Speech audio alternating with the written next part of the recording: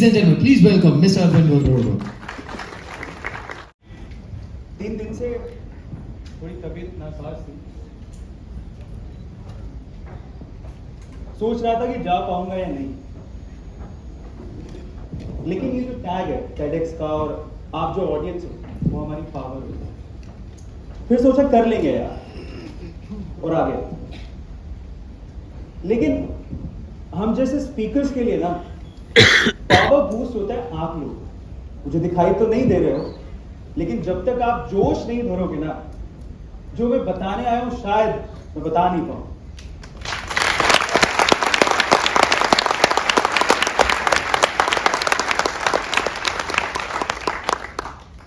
So how's the जोश?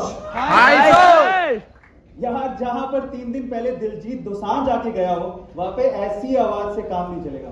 How's the जोश? Hi sir. How's the जोश? Hi sir. How's the जोश? Hi sir. Come on. Thank you. अगर आप LPU में एडमिशन लेना चाहते हो तो अगर अभी तक आपने नाम नहीं सुना एलपीयू नेस्ट, तो मैं आपको बता दूं एक एंट्रेंस एग्जाम है एलपीयू का, जिसका जो बॉयज के लिए रजिस्ट्रेशन फॉर्म है वो है 1000 रुपीज का और जो गर्ल्स हैं उनके लिए 500 रुपीज का।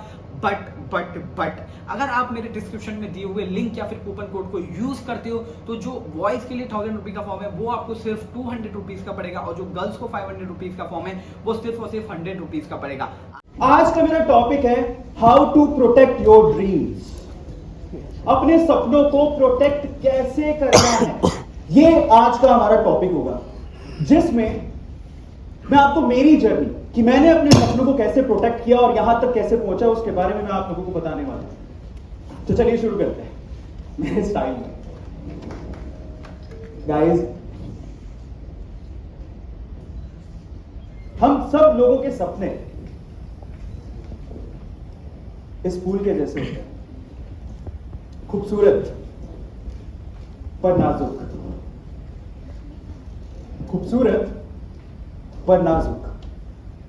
जब जिंदगी के थपेड़े पड़ते हैं ना, तो हमने जो सपने देखे हैं, बड़े बनने के सपने, पैसे कमाने के सपने, एक ओहदा पाने के सपने, सोसाइटी में नाम बनाने के सपने, वो टूटने लगते हैं। उसके पीछे के 3 बड़े रीजंस हैं जो लाइफ में मैंने देखे हैं। नंबर 1, और आप लोग बताइएगा जब आप उससे रिलेट करो तो आप मुझे बोलिएगा कि हाँ ये प्रॉब्लम तो हमारे साथ है। पहला प्रॉब्लम, जब हमारे सपने टूटते हैं, छिटकते हैं, जिंदगी के थपेड़े सह नहीं पाते या हम ही उन्हें छोड़ देते हैं, उसका पहला सबसे बड़ा रीजन है रिलेशनशिप, ब्रेकअप्स। दूसरा रीजन, हम करना तो बहुत कुछ चाहते हैं लेकिन एम में क्लैरिटी ही नहीं है। क्या करना है हमें पता ही नहीं। अमीर बनना है, ओहदा पाना है, बड़ी जगह पे जाना है, मां बाप का नाम रोशन करना है, सोसाइटी का नाम रोशन करना है, देश का नाम रोशन करना है, लेकिन नहीं पता, एमलेस है, मालूम ही नहीं है वहां तक कैसे जाएंगे। प्रॉब्लम, एम नहीं पता। और तीसरा सबसे बड़ा प्रॉब्लम होता है लूजर मेंटालिटी। सपने छिटक के टूटने लगते हैं। पहला प्रॉब्लम रिलेशनशिप प्रॉब्लम, दूसरा प्रॉब्लम एम में क्लैरिटी ही नहीं है, और तीसरा प्रॉब्लम लूजर मेंटालिटी। आज इन्हीं के बारे में हम लोग बात करेंगे और इन 3 सपनों की वजह से हमारी जिंदगी के बड़े बड़े सपने, हम अमीर बनेंगे, बड़े बनेंगे, नाम कमाएंगे, वो टूट के डस्टबिन में गिर जाते हैं। मेरे साथ भी ऐसा प्रॉब्लम था और मैं किस तरह से इन 3 प्रॉब्लम से बाहर आया, आज इसी के बारे में हम लोग डिस्कस करने वाले हैं। मेरा नाम है अरविंद अरोड़ा, लोग मुझे एटू के नाम से जानते हैं। चलिए शुरू करते हैं।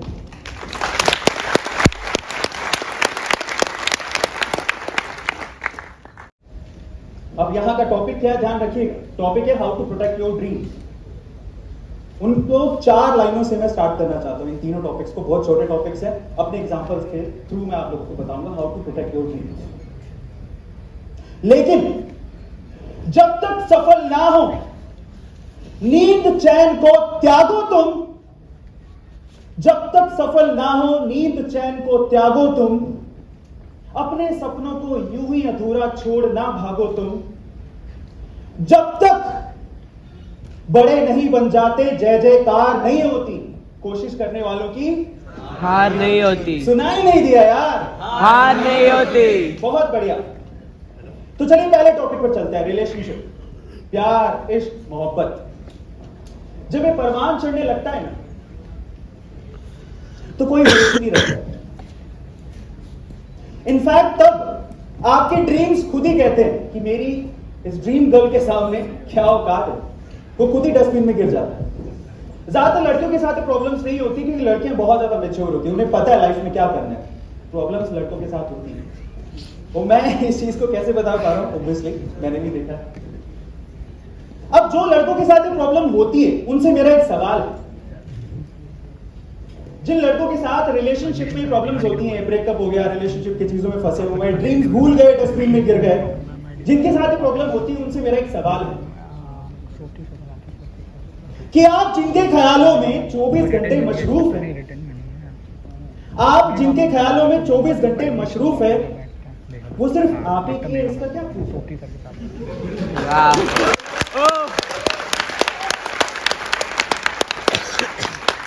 नहीं पता है यार। और मैं क्यों बोल रहा हूं ये बात, आई विल टेल यू। मैं अपने कॉलेज में जब अपना 12th खत्म हुआ तो ब्रेक लेने के लिए, प्रिपरेशन करने के लिए, आईटी की औकात थी नहीं, AIEEE का उस वक्त एग्जाम होता था, तो AIEEE का प्रिपरेशन करने के लिए घर से बाहर निकला, एक शहर पहुंचा, करने आया था पढ़ाई, AIEEE में सिलेक्शन चाहिए था मुझे। वहां पर एक खूबसूरत लड़की, प्यार हो गया। वो वन साइडेड लव होता है ना, हमें बड़ी जल्दी हो जाता है अट्रैक्शन, प्यार हो गया। वो कहते हैं प्यार में बड़ी ठंडी हवाएं चलती है, कसम से बहुत ठंडी हवाएं चल रही है। इतनी ठंडी हवाएं कि उन ठंडी हवाओं में केमिस्ट्री की बुक लेते लेते कब हो जाता था पता ही नहीं लगता। हाँ। करने आया था पढ़ाई, लग गई इसकी बीमारी, और उसकी तरफ से कुछ नहीं है, मेरी तरफ से जो कुछ है ज्यादातर वन साइडेड ही होता है। एम गया कचरे के डब्बे में। अब ऐसे हालात थे तो AIEEE कहां से निकलना था, आईटी की औकात थी नहीं, इतना पढ़ाई किए नहीं, AIEEE हाथ से निकल गया, फिर भी होश नहीं है भाई। अब शहर छोड़ने की बारी आ गई, हमारा स्टेट लेवल का एग्जाम था, मैंने सोचा घर पे बैठ के दे लेंगे आराम से, कोई प्रॉब्लम नहीं है, लेकिन उस लड़की को मैं अपने दिल की बात बता के जाऊंगा। ऐसा होता है, हम स्टड बनते हैं भाई, सब नहीं बता के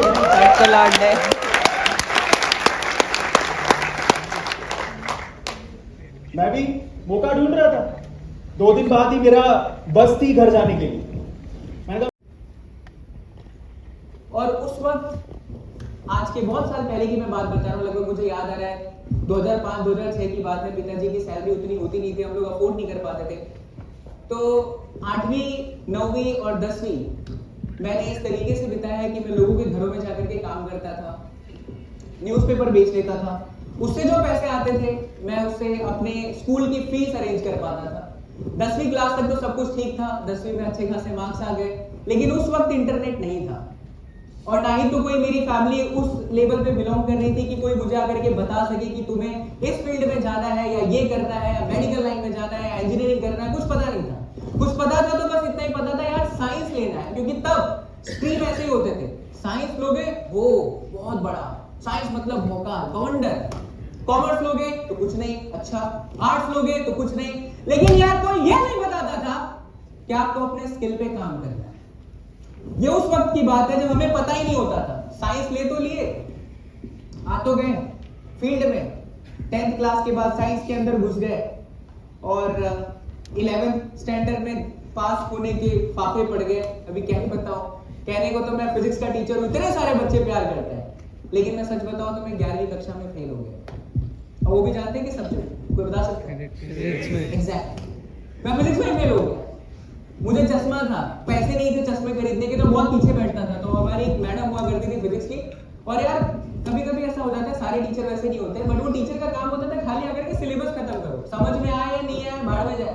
वो आकर के वैसे पैराबोला का कर्व बना देती थी और वो ऐसे VX हॉरिजॉन्टल पर ऐसे चलता रहता, कुछ समझ में नहीं आता था भाई चल क्या है, और मुझे खड़ा भी कर देती थी, सचिन तुम खड़े हो जाओ, बताओ ये क्या है, तो मैं समझ में नहीं आया भाई, फेल हो गया का बंदा। तो 11वीं में फेल हो गया, 12वीं में आया, एहसास होना शुरू हुआ, तब तक उम्र हो चुकी है 16-17 साल, मेरे इससे पहले जो स्पीकर आए थे अरविंद अरोड़ा सर बता रहे थे प्यार में पागल वाली कुछ कहानी बता रहे थे, मेरा वैसा सीन नहीं था। बट मुझे धीरे धीरे ये समझ में आने लग गया था कि यार सचिन अगर तू ध्यान नहीं देगा, पढ़ेगा नहीं, तो आगे बढ़ेगा कैसे। तो मैंने उसी चीज को पकड़ लिया जिस चीज पे बहुत बड़ा क्वेश्चन मार्क था, और वो था फिजिक्स, कि तू फेल कैसे होगा और फिजिक्स का इतना डर क्यों है लोगों के मन में। आप विश्वास नहीं मानेंगे, उस वक्त मेरे पास पैसे बिल्कुल थे ही नहीं। मैं जैसा बताया मैं खुद ही काम करता था, खुद ही पढ़ाता था, क्योंकि पिताजी की नौकरी जा चुकी थी। मैंने फिजिक्स खुद ही पढ़ना स्टार्ट किया, टीचर का समझाया कुछ समझ में आता नहीं था। मुझे आज भी याद है 2007 की बात है, मैंने 60 से 70 रफ भर दिए थे, 60 to 70, और मुझे फिजिक्स के टेक्स्ट बुक का एक एक पेज और उस पर रहे हुए एक एक न्यूमेरिकल याद था। उस डेडिकेशन से मैंने फिजिक्स की तैयारी करी।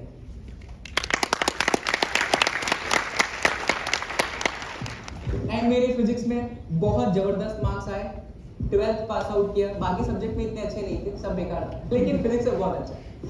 Black circle, and I fill it fully with color black. Now, ladies and gentlemen, believe it or not, if I say I rub it a couple of times and this circle becomes a real ball and it comes out.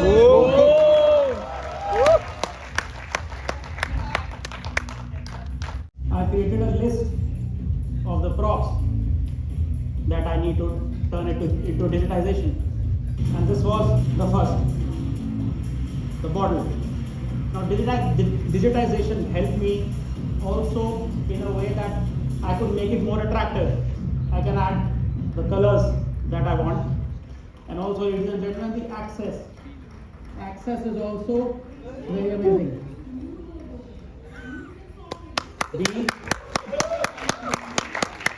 Now this was about the access.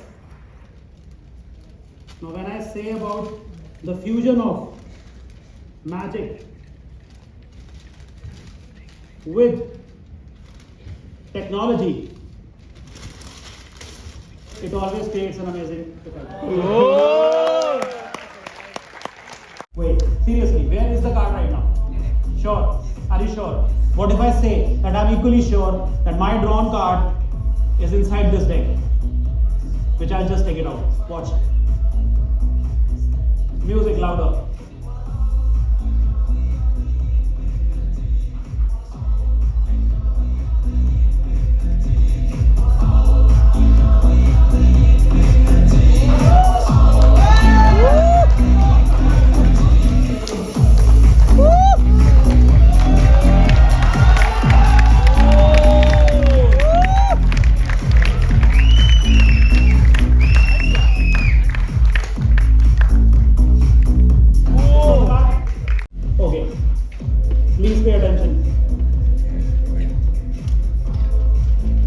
This says a prediction. Today, on 22nd April 2022, during my performance at Lovely Professional University, my audience will select a red colored card with number 7. The name they will think from their phone book list will be Vishal. And the serial number of their 100 rupee note will be, it's written here. I'll keep it here. And where's that person who, I want you to please come here. I need a mic if possible, or perhaps I'll do it here only. You have to hold this. Don't turn it yet.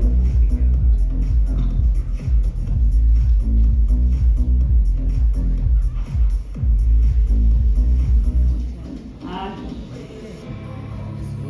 you have to please read the serial number. Yeah, please read the serial number. 208 The full serial number. OEC And 208 305. okay, so this also. Hope you all are enjoying the show. All the best for the future.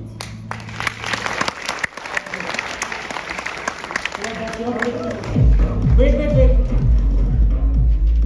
The magic is not over yet. There is no magic wand. see, can I have that 100 rupee note? Watch. So I take this 100 rupee note. Now this is a magical 100 rupee note for sure, because this has already created some magic. I fold this in 4 folds. I reopen it to confirm this is still your 100 rupee note. 4 folds. 1, 2, 3 and 4. This time a little magic and maybe you will notice a change. Now this note turns into, this 100 rupee note turns into a 200 rupee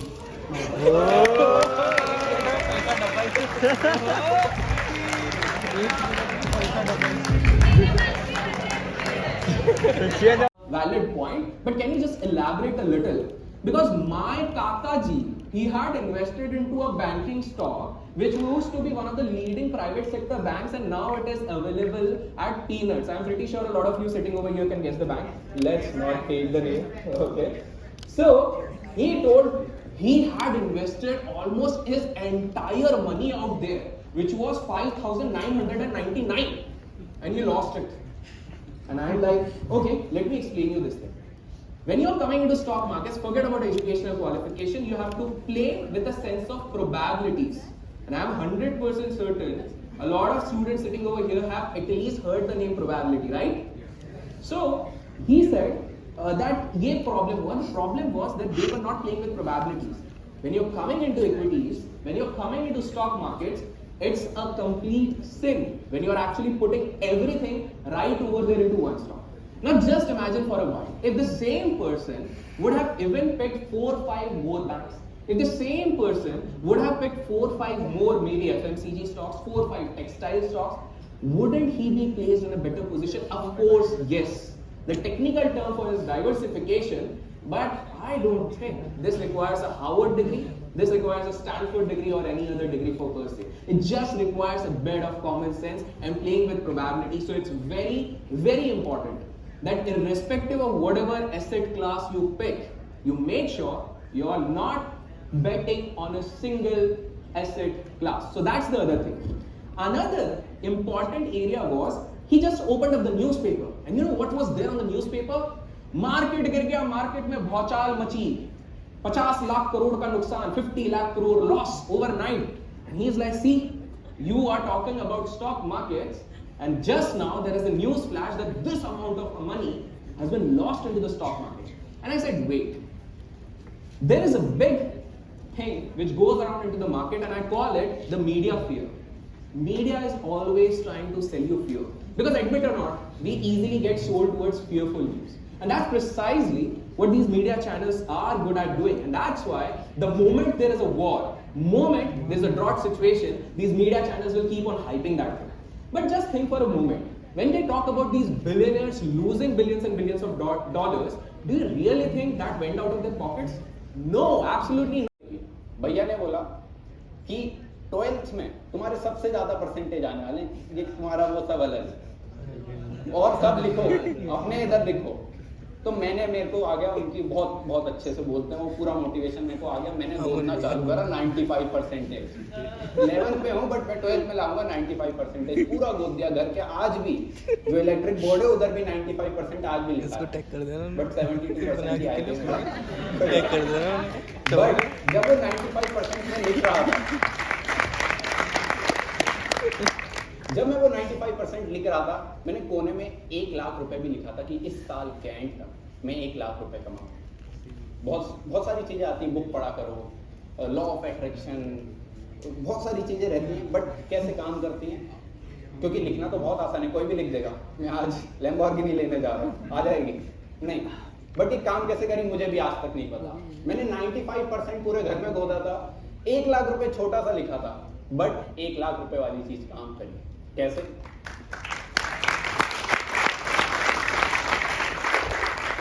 उस time just एक YouTube cash cow करके keyword रहता है, आपको थोड़ा सा कुछ लोगों को लगेगा। YouTube कैश काउ में क्या होता है कि आपने बहुत सारी वीडियो देखी होगी, 8, 9, 10 मिनट की रहती है, funny clips of cats, cute moments of puppies, 8-10 minute की वीडियो रहती है, कंपाइलेशन होता है। उस टाइप की वीडियोस बनाते थे, और ये मेनली मार्केट जो रहता है US UK मार्केट में चलता था। अब YouTube का इतना एक्सपीरियंस हो गया था, SEO क्या होता है, थंबनेल, वीडियो एडिटिंग सब आ रहा था। तो मैं चालू करता हूँ यूट्यूब कैश काउ का चैनल और उसमें मंथली 50 to 70,000 व्यूज आ जाते थे, अपने $100 निकल जा रहे थे, 7,000 रुपये हम कमाना चालू कर चुके थे। हाँ, पैसा आ गया यार। ठीक है, अब जब ये चलता रहा तो वहीं से एक दिन ईमेल आता है मुझे कि I want to buy your channel, और उस टाइम यूट्यूब के हैक भी बहुत चल रहे थे कि वो एक स्पॉन्सरशिप देते हैं, आपने जैसे ही अपने पीसी में खोली लिंक, वो आपका आईडी पासवर्ड गया, तो मुझे लगा हैकर, कोई बात नहीं, अपन भी मजे लेते हैं। यस, $1,000। उसने बोला okay send your PayPal ID, मैंने कहा गए, मैंने भी भेज दिया और वो पैसे आ जाते हैं, ईमेल आ जाता है, $1,000 आ गए, रात के 2-3 बज रहे हैं। अब मैं शॉक हूँ, क्या हैकिंग करिए भाई, पेपाल में $1,000 दिख रहे हैं। आज तक मैंने 7,000 रुपये देखे ज़्यादा से ज़्यादा, और यहाँ पे ऑलमोस्ट 80,000 रुपये एक साथ दिख रहे हैं। और रोज रात के 2 बजे मैं मम्मी को उठा देता हूँ, मम्मी पैसे आ गए, हमने कहा सो जाओ। तो जस्ट वो होता है। और उस टाइम तक अपन यूट्यूब पे वीडियो चालू करनी थी, देखनी फुल बिजनेस वाली, क्योंकि टी शर्ट वाले बिजनेस चालू करा था ना, आप सेल क्रॉस सेल क्या क्या होता है। तो वहीं पे मैंने उसको ऑफर करा, चैनल बिक चुका है, सही में आ चुके हैं पैसे पहली बार। तो मैं उनसे बोलता हूँ कि आपने चैनल तो ले लिया है, वीडियो भी तो चाहिए होगी। सो अगेन ये सब इंग्लिश में हो रही थी बातें, मेरी इंग्लिश इतना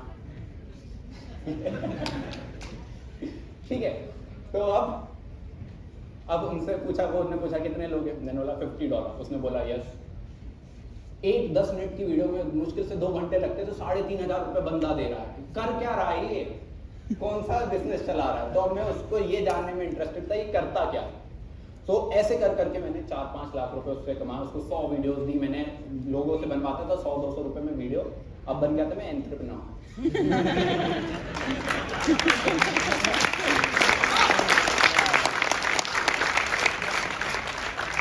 ठीक है, अब पूरा सेट हो गया, घर पे पैसे दे दिए, घर पे बोला छत डलवा लो, अपन ने ले लिया। सबसे पहले पैसा आता है, आईफोन लेते हैं, मैकबुक लेते हैं अपन सेट, और अपन ने डाल दी स्टोरी अब वापस इंस्टाग्राम पे, पूरी हाईलाइट बना दी।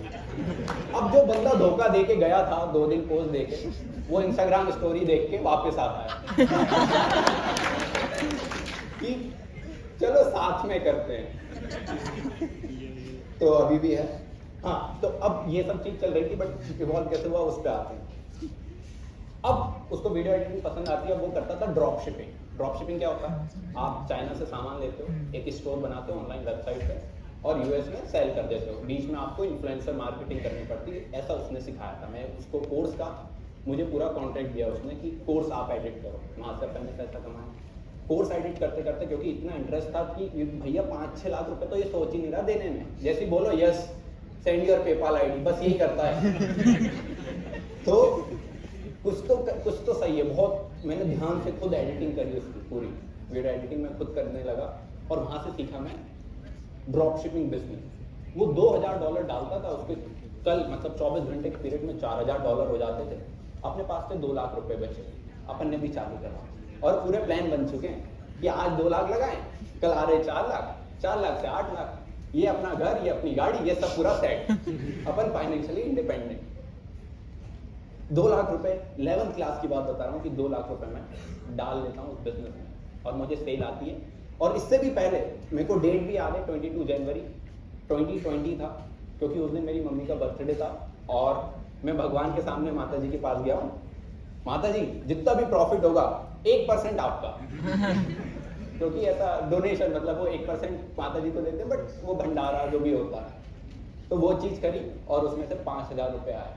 2 लाख रुपए लगा के सिर्फ 5,000 रुपए।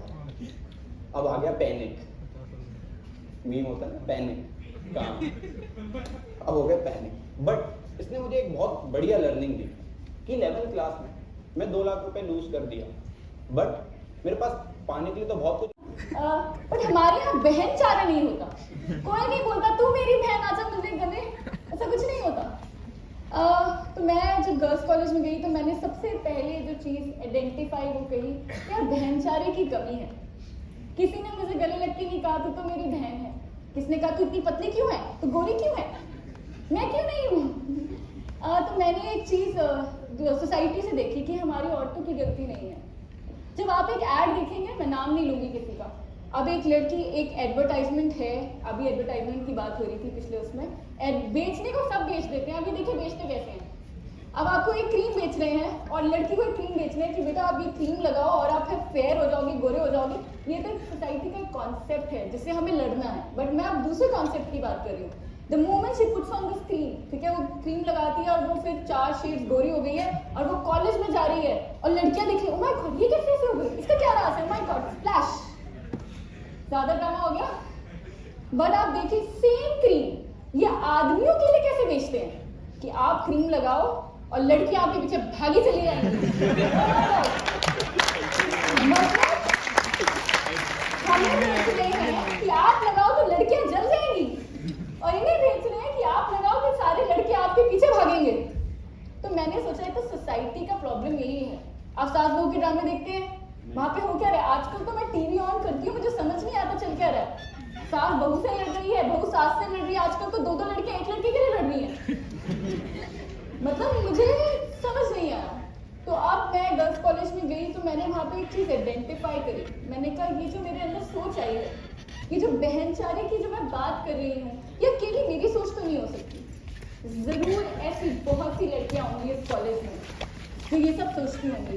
तो मैं तो ये देखो 18 साल की लड़की जब आप फर्स्ट टाइम कॉलेज में जाती है, कुछ पता नहीं होता, किसी को जानती नहीं थी, ज़्यादा सोशल थी नहीं।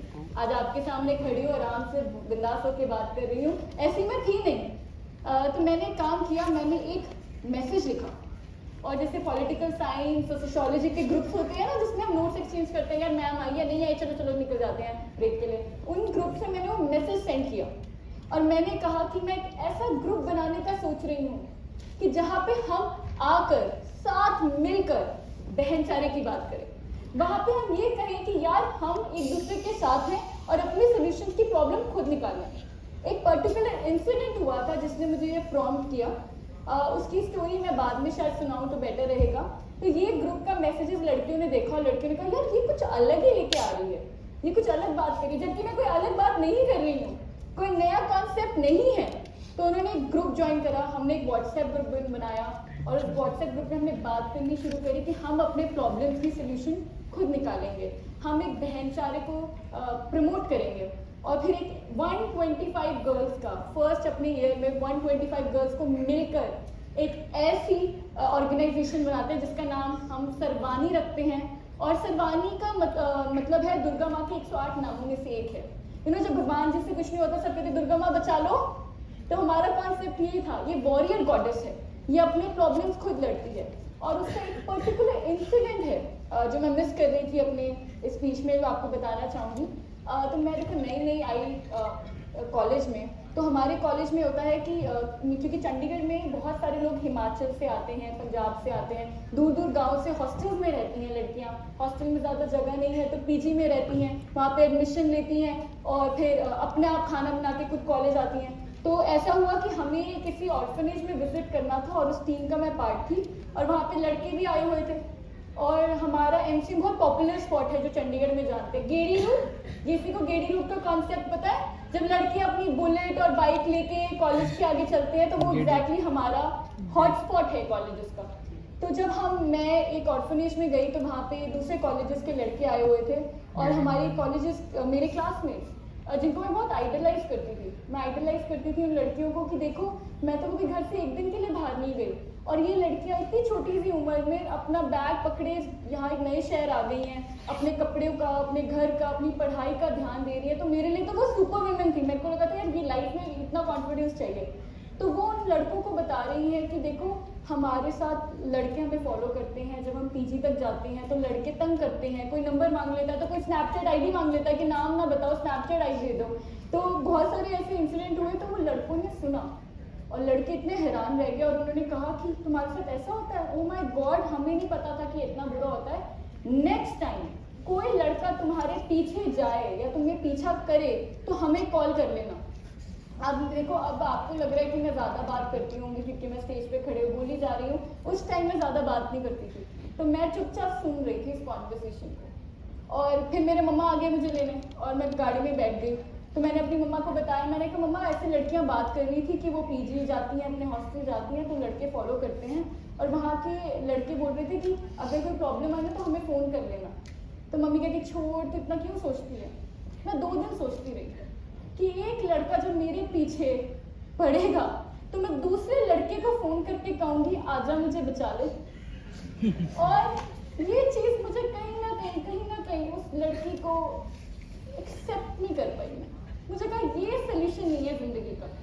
तो मैंने तब ये प्लेटफॉर्म का सोचा, मैगी बनाते हुए आइडिया आया मुझे रात के 2 बजे, क्योंकि मुझे नींद नहीं आ रही थी और मैं बार बार सोच रही थी क्या करूं, सोल्यूशन था नहीं। बट ये सोचा कि किसी और के पास ज़रूर होगा अगर मेरे पास नहीं है। तो एक ग्रुप बनाया और उस ग्रुप को धीरे धीरे करके लोगों ने कहना शुरू कर दिया यार ये एक्टिविटीज़ तो हो रही हैं, अब इसे रजिस्टर करा लो, सर्टिफिकेट चाहिए हमें। तो वो धीरे धीरे करके एक व्हाट्सएप ग्रुप, एक ऑर्गेनाइजेशन बन गया। आज मैं आपको बहुत प्राउडली बता सकती हूँ कि इस ऑर्गेनाइजेशन 120 बच्चों को पढ़ाती है। आज जब हम ऑडिटोरियम में बैठे हैं तो वहाँ पे बच्चे पढ़ रहे हैं।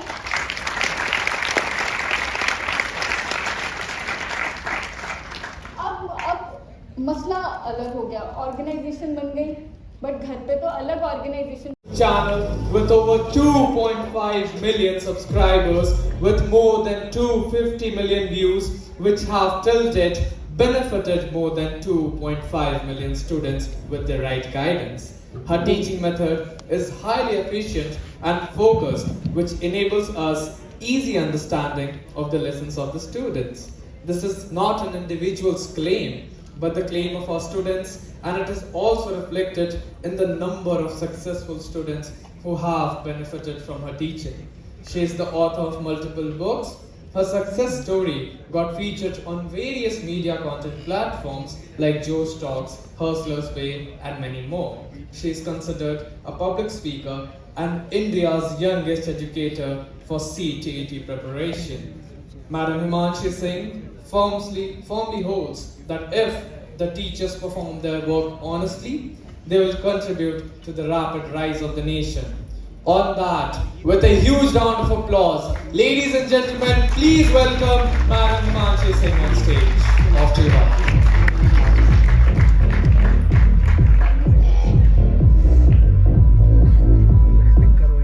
Thank you so much for having me। और LPU के पूरे मतलब जो ऑर्गेनाइजिंग टीम है, जितने भी यहाँ पे लर्नर्स हैं, मतलब जिन लोगों ने कल से कोऑर्डिनेट कर रहे हैं, सबका बहुत बहुत धन्यवाद। मतलब इतनी खुशी हो रही है यहाँ पे आके, एक एनर्जी आप लोग को देख के अलग ही आती है, हालांकि कम देख पा रहे हो अंधेरे में। और मैं थोड़ी देर पहले सोच रही थी, जनरली मैं कई बार सोचती हूँ यार अभी तो जैसा कि दृष्टि कह रही थी कि अभी तो क्या ही किया है, मतलब अभी तो लॉन्ग वे टू गो, बहुत दूर जाना है, अभी तो क्या ही किया है, किस लिए इतनी भाषण बाजी अगर मैं नॉर्मल भाषा में कहूँ तो। बट फिर मुझे शालू यहाँ पे बैठी हुई हैं, जम्मू से आई हैं, तो उन्होंने कहा पीछे से आई कि हिमांशु मैं आपके लिए आई हूँ जम्मू से। तो मैंने कहा अच्छा, मैंने सीरियसली करी हाँ। तो बाहर कोई मिला, उन्होंने कहा कि आप बहुत अच्छा मतलब कॉन्फिडेंस से कई बार ऐसे मुश्किल चीज़ों के जवाब देते हो कि मतलब बड़ा अच्छा लगता है। मैं जयपुर गई थी, एक मीटअप हुआ था, एक लर्नर है मतलब अच्छे खासे पढ़े लिखे ठीक ठाक इंसान, तो आए बोले और आंखों में आंसू, एंड ही वाज सेइंग कि मैं आपके सही पर्सन बन जाऊँ ना तो मतलब लाइफ बन जाएगी। ये सब स्टोरीज जब मैं ये चीज़ सुनती हूँ, या आप लोग मतलब जो मेरे लर्नर्स हैं उनके साथ जब भी इंटरेक्ट होता है, आप लोगों से मिलना होता है, तब आपको लगता है कि यार वर्थ इट है, मतलब ऐसा नहीं है चलो कुछ तो कर ही रहे। बेसिकली होता क्या है, किसी एक कुछ अचीव करने के बाद, कहीं पहुंचने के बाद, कोई टैग लगा देने के बाद आप कुछ नहीं बनते। हम सब अपने आप में कुछ ना कुछ करते हैं लाइफ में, और जब हम उसे शेयर कर पाएं और वो चीज़ 4 लोगों को और मोटिवेट करता है, वो अपने आप में मतलब अल्टीमेट चीज़ है। वो टैग से उस चीज़ को हम कंपेयर नहीं कर सकते। तो कुल मिला के हम सबकी अपनी एक स्टोरी है, मैं भी आपके साथ एक स्टोरी शेयर करूँगी अपनी, और वो स्टोरी बेसिकली हम सभी की स्टोरी एक दूसरे को इंस्पायर करती है। जैसे अभी थोड़ी देर पहले हम कई सारे स्पीकर सुबह से हम देख ही रहे हैं, और वो चीज़ हर एक की स्टोरी अपने आप में इतनी यूनिक है कि कंपैरिजन बनता नहीं है। कई बार हम सोचते हैं कि दुनिया में बहुत बड़ी कट थ्रोट कॉम्पिटिशन है, ये है वो है ही नहीं ना, मतलब उस सेंस में देखा जाए तो वो फेयर नहीं है। जो आपकी यूनिकनेस है वो किसी के पास है ही नहीं। तो अपनी स्टोरी खुद लिखो, वो तमाशा में भी एक डायलॉग है ना। वैसे कोई प्लानिंग नहीं है ऐसा कि क्या बात करें, बस मन में जो आ रहा है वो बात की जाएगी। और अगर मैं अपनी बात करूं तो मतलब hello friends, this is Himanshi, और आज हम लाइव तो नहीं है, ये मेरा डायलॉग रहता है जनरली। और मैं एक एजुकेटर हूँ, कुछ बुक्स मैंने लिखी हैं, ऑथर हूँ, इन्वेस्टिंग में थोड़ा बहुत इंटरेस्ट लेती हूँ, तो कह सकते हैं इन्वेस्टर हूँ, इक्विटी होल्डर हूँ, पार्ट टाइम ब्लॉगर है ना, full time. Because there are very few people in life who want to learn, and you are one of those. Clap for yourself. Okay. So TEDx LPU, thank you very much bringing all people together. And what we know and what we are talking about today is reflection. It's the most important thing in the life of a person. When we get up in the morning, the first thing what we do is we look at the mirror and we see everything is fine or not. I don't know anyone who just walk out of the room, just get up, ready and go to office. We all need reflection in our life. And when we talk about reflection, it's not only physical reflection. It's very important to reflect internally what we are doing in our life, what internally we are doing in our life. If I'll go to my next screen,